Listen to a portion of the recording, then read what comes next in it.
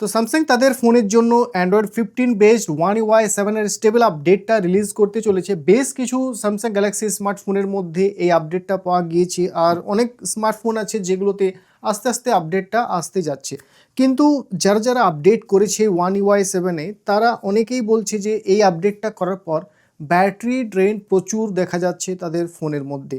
তো আজকের এই ভিডিওটির মাধ্যমে একটা ছোট্ট স্টেপ আমি করে দেখাবো, যেটা করে এই ব্যাটারি ড্রেন সমস্যাটাকে আর কি আটকানো যাবে। তো এর জন্য আমাদেরকে দুটো জিনিস লাগবে। সব থেকে প্রথমে হলো একটা ডাটা কেবল, আর দ্বিতীয়ত হলো একটা যে কোনো স্মার্টফোন অথবা একটা পিসি ল্যাপটপ যেটাই আছে আর কি তোমার কাছে। তো সব থেকে প্রথমে আমাদেরকে ফোনটা একবার সুইচ অফ করে নিতে হবে। এর জন্য ভলিউম ডাউন আর পাওয়ার বাটনটা একসাথে প্রেস করে কিছুক্ষণ রাখার পর এই পাওয়ার মেনুটা আসবে, একদম সুইচ অফ করে দিলাম।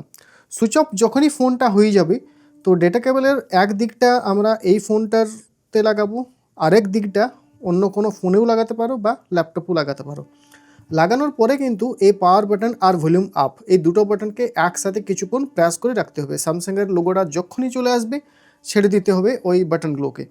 নাও এরপর দেখতে পাচ্ছ একটা অন্য রিকভারি অপশান এসছে। আচ্ছা, এই যে আমরা রিকভারি মোডে এসে গেছি, এরপর কিন্তু ফোনের মধ্যে টাচ কাজ করবে না, বাটনগুলো কাজ করবে। উপর নিচে করার জন্য এই ভলিউম বাটনটা, আর সিলেক্ট করার জন্য এই পাওয়ার মেনু বাটনটা। তো আমাদেরকে নিয়ে যেতে হবে ওয়াইপ ক্যাশ পার্টিশন, এই অপশানে আসার পর এটাকে সিলেক্ট করতে হবে। এর জন্য এই পাওয়ার বাটনটাকে একবার প্রেস করে আবার এখানে কনফার্মেশনের জন্য আসছে, তো ইয়েস আবার সিলেক্ট করতে হবে এই বাটনে প্রেস করে।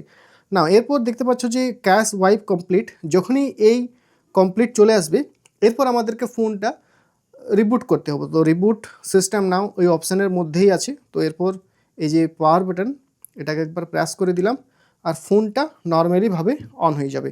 আর ব্যাটারির যে সমস্যা দেখা যাচ্ছিল এর আগে, সেই সমস্যা কিন্তু আর দেখতে পাওয়া যাবে না। আশা করি ভিডিওটা ভালো লেগে থাকে। অবশ্যই ভিডিওটিকে লাইক আর শেয়ার করে দাও। কোনো প্রশ্ন থাকলে নিচে কমেন্টে লিখে জানাও। আর এই ধরনের আরও ইন্টারেস্টিং ভিডিওস আগে দেখার জন্য চ্যানেলটিকে অবশ্যই সাবস্ক্রাইব করে নাও। দেখা হচ্ছে পরের ভিডিওতে। ধন্যবাদ।